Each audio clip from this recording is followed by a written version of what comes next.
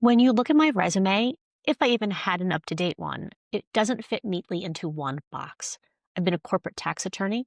I've been a social media consultant for companies like Marriott, a travel blogger, the operator of a legal online gambling business, the COO of a crypto media company, and now a home services franchise owner and consultant.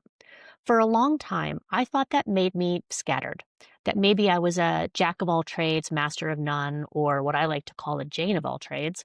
But recently I've been asking, what if being a generalist isn't a weakness?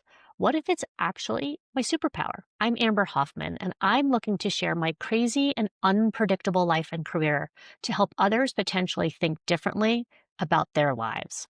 So I grew up believing in specialization, and that was the gold standard. In law, especially, expertise is everything. That's how you build credibility. I was not only a tax attorney, but a tax controversy attorney. And even then, one that specialized in transfer pricing tax controversy. If your eyes glazed over a moment there, it's no surprise.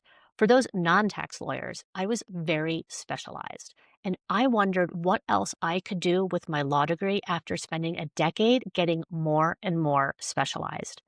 So when I walked away from the law, I carried this fear with me. If I'm not the expert in the one thing, will anyone take me seriously? Will people think I can't commit? Will I be able to make a living at all? And that fear sat with me through every reinvention that I've had in my career. But now looking back, I see something different. Each chapter wasn't random, it was building on the one before. As a tax attorney, I learned discipline, client service, and how to break down complex issues. I also learned how to manage large and complex teams.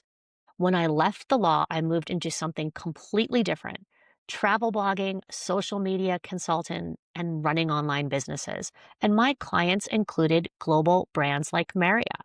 I don't know that I would have had the confidence to even try to get a client like Marriott if I didn't have big corporate clients when I was in the law. Some of my clients were Dell Computers, Seagate, Medtronic, big, big, big names, Raytheon. So I had already had that experience of working with those big corporations that I think gave me that confidence to work with a brand like Marriott. I mean, on paper, that pivot from corporate tax attorney to travel blogging and social media consulting, it didn't make any sense. But here's what carried over: attention to detail, professionalism, the ability to manage clients with high expectations. The industry was different, but the skills were still the same. Then I became, a travel blogger, and that turned into running a business in the legal online gambling space. Again, two industries that couldn't be further apart. But travel blogging had taught me the digital marketing, SEO, content strategy, website building. And those skills became the backbone of scaling the gambling company that I worked for. What looked like a leap was really a bridge. Later, I stepped in as COO of a crypto media company. Talk about an industry where you have to learn fast. It was volatile, technical, constantly evolving. I spent 6 months doing it and still don't fully understand crypto. I had to manage a team, manage rapid growth, and make decisions in an environment that changed daily.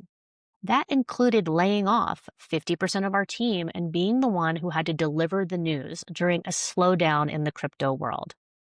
And now I run a home services franchise and the FS agency. On the surface, crypto and home services could not be more different. But what carried over was the leadership, the ability to build and manage teams, the adaptability, and the confidence to learn a new industry from scratch, which I've done over and over and over again. And that's the thing. I have learned so many industries in my 20 plus year career. I know details about pacemakers and missile defense systems and hard drives and crypto and sports betting and legal online gambling and websites and SEO. I have all of these skills in all of these industries, and that makes me probably a little unique, but I know that I'm not alone. But what's the common thread through all of these chapters? It's the skills I carry with me no matter the industry. Hard work and discipline, and yes, a little bit of being a type A personality if you ask Eric.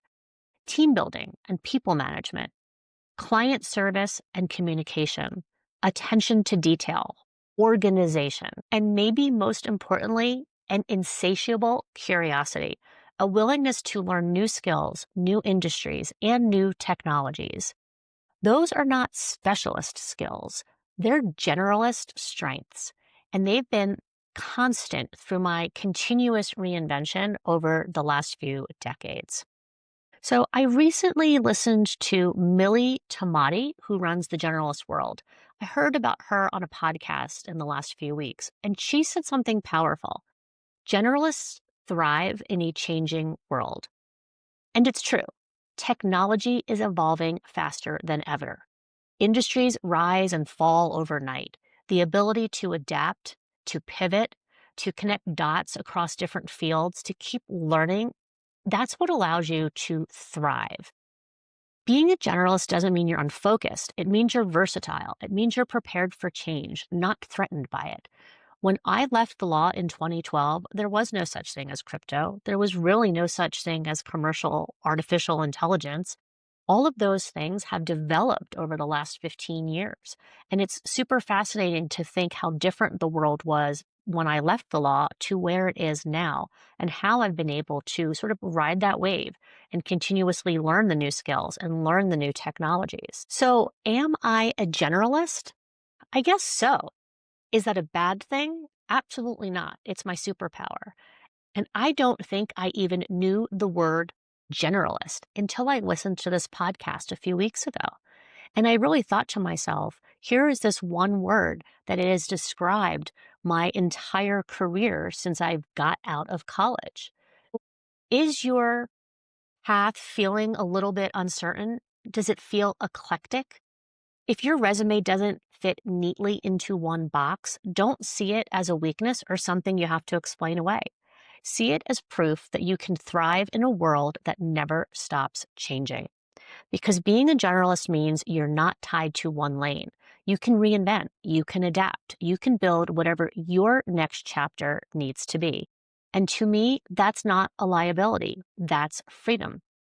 If you're a generalist wondering what's next, subscribe to hear more of my story and let me know in the comments whether you're a generalist and what that means for your career and your life.